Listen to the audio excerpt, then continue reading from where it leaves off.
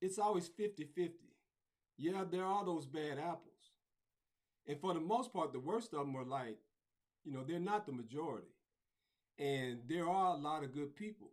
And at the end of the day, if you tell the story where you tell about the friendships and the guys that stood by you and backed you up and came through, at the same time presenting, and I understand what you're saying in terms of like those who were there would probably know things depending on what you tell.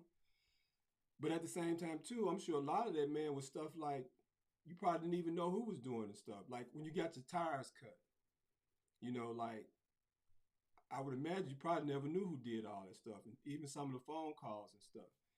And you talked about that in your book, but I guess in my mind as a storyteller and a screenwriter, I'm thinking like I wanted to, you know, get more of that experience, like what it was like to come out.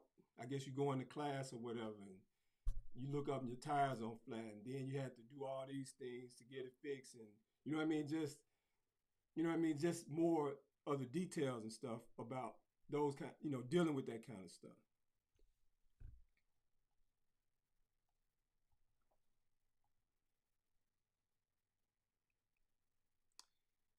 Okay, it's not going on Twitter, but that's okay. I don't really need Twitter.